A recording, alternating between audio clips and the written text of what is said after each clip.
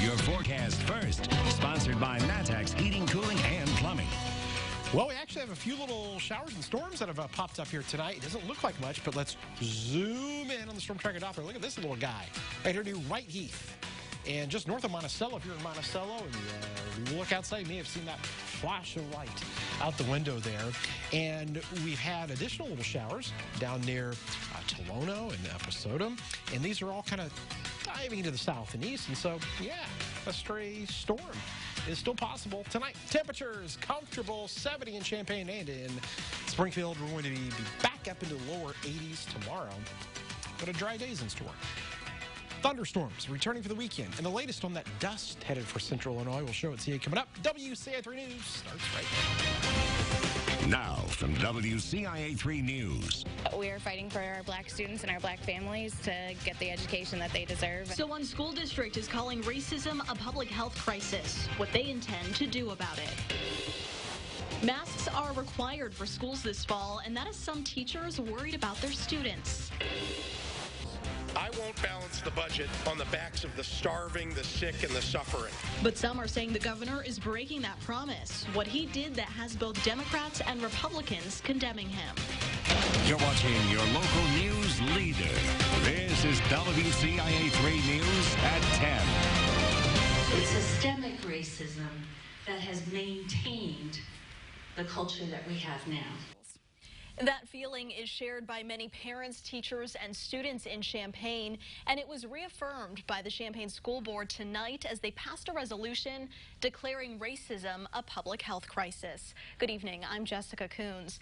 Board members voted unanimously in favor of the resolution after 3 hours of public comment. It outlines the problems within the school district and addresses solutions on how to change the culture of inequity among black students. WCIA3's Jennifer Jensen has more. Parents and teachers stood up and spoke up about racial injustice and inequities within the Champaign School District. We must focus on bringing justice. If we focus on change instead of justice, we are at risk of shifting oppression instead of demolishing it.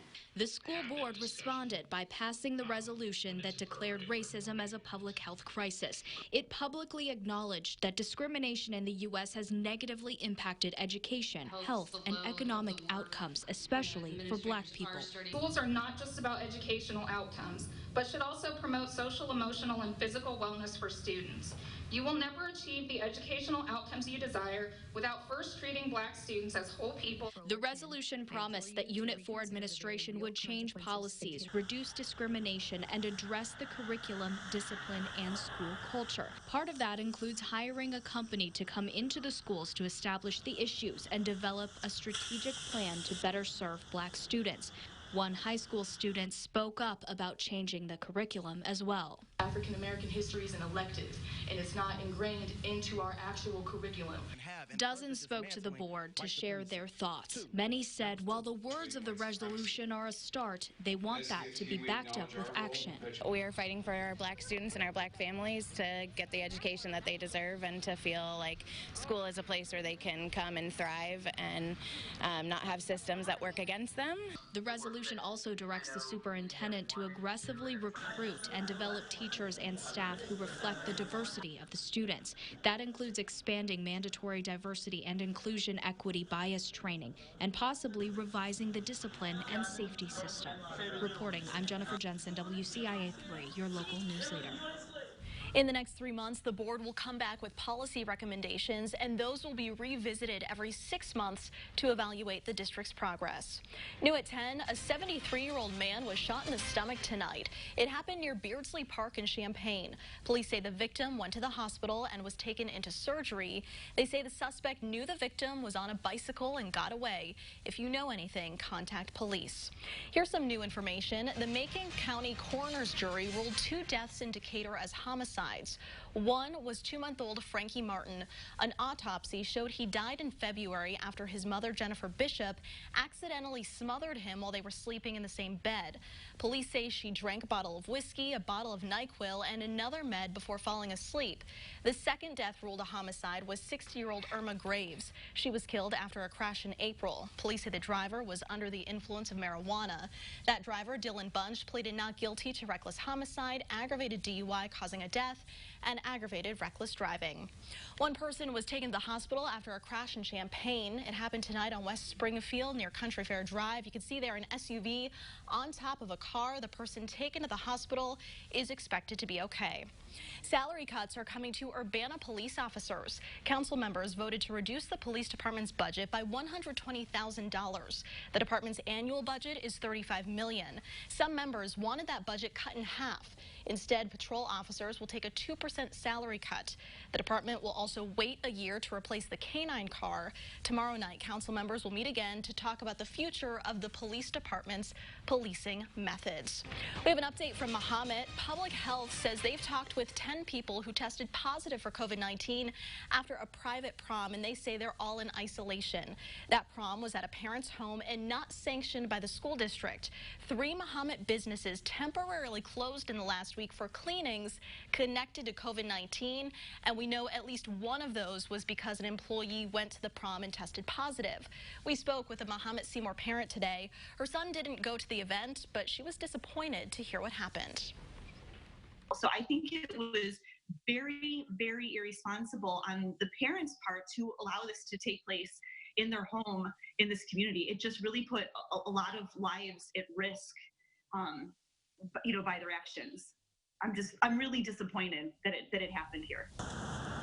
Health officials say no one who tested positive was hospitalized. Most did not show any symptoms. Mahomet Seymour school leaders canceled all in-person activities because of this outbreak. That includes in-person athletic training and driver's education classes. The superintendent says it was done out of an abundance of caution until further notice. The positivity rate of coronavirus in Illinois has gone up a point in the last week. It now stands at 3% over the last 7 days. There are over 700 new cases, making more than 138,000 total. 64 more people have died from COVID-19 in Illinois. There are now over 6,700 deaths across the state. Parents have a lot of questions about in-person learning this fall. Several reached out to WCIA3's Jen Lask to ask about some of the challenges that will come with the mandatory mask requirement. So she spoke to teachers about how they're preparing to handle those concerns. Every new school year comes with unknowns and anxieties, and that's part of the excitement of the August season. But this year, the unknowns outweigh the knowns. Arcola teacher Courtney Walker is preparing for a year that doesn't have a blueprint. We haven't seen our students by the time we go back to school. We won't have seen them for at least 6 months. And that's a long time. Walker says it'll be an opportunity to rebuild relationships, but students and teachers will have to learn how to do so while wearing masks. So I did read in the ISB guidelines that face shields are recommended just along with face masks, and I think that would be a lot more effective because I do think that our students need to connect with us. Meanwhile, U of I's Special Education Department head Mickey Ostrowski says masks create a whole new set of challenge for younger children with disabilities. When you have a mask on for children with special needs, it may be more difficult to hear if they rely on teachers' expressions to understand what they're saying, as well as their lips to understand children who are learning language, to see how we form words, how we form certain sounds. So that's going to be much more difficult. Ostrowski's also worried about children pulling at each other's masks, chewing on them, playing with them, or taking them off. So children might start having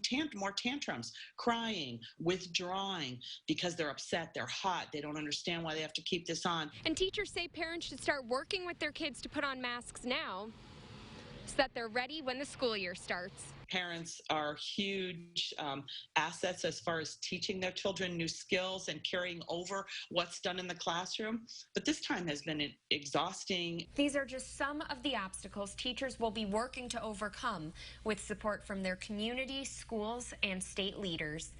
Reporting, I'm Jen Lask, WCIA 3, your local news leader. Districts will be allowed to make their own specific plans. These guidelines are not one size fits all. Springfield Schools formed a transition team made up of district officials and union members. One of the union's top priorities will be not only ensuring the safety of students, but also teachers who are at a higher risk for COVID-19. What I've found anecdotally over the last couple months is that we have a larger degree of immunocompromised people than we really knew. I mean, nobody carries a sign around them that says, hey, I'm immunocompromised, right? My health is in danger. But we've got several of those people. Springfield superintendent says their plan will likely have a remote learning element. Democrats in Springfield and Republicans in Congress came together to rebuke Governor Pritzker for withholding state money from social service providers if they accepted low-interest loans from the federal government. Our Capitol Bureau Chief, Mark Maxwell, reports from Springfield. When he swore the oath of office, Governor J.B. Pritzker made this promise. I won't balance the budget on the backs of the starving, the sick, and the suffering. Then a pandemic hit, COVID-19, crushing nonprofits, freezing their fundraisers, but forcing their workers to remain on the job, many of them helping youth in foster care, runaway youth in other cases, or responding to crisis calls 24 hours around the clock at police stations, some reconfiguring homeless shelters themselves to practice social distancing, plus all the added work that came from the pandemic itself.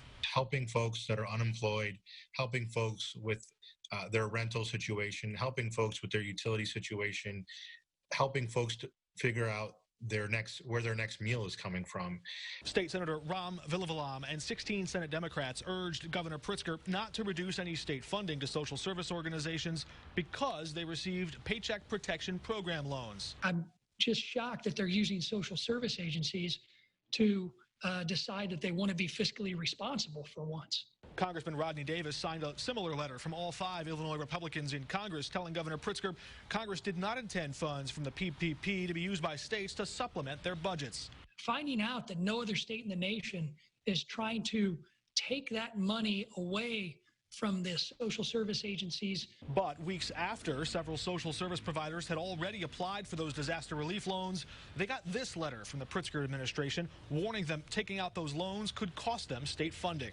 That was pretty offensive. It's a matter of explaining why we would essentially penalize nonprofits that are on the front lines, helping the people in our communities that are on the front lines. Pritzker defended the move Wednesday. What we're trying to do is, with limited resources, saying the state needs the money. We have to marshal our resources. It seems logical to me, at least for the time being, to use those resources to cover other challenges that we have during this very difficult time.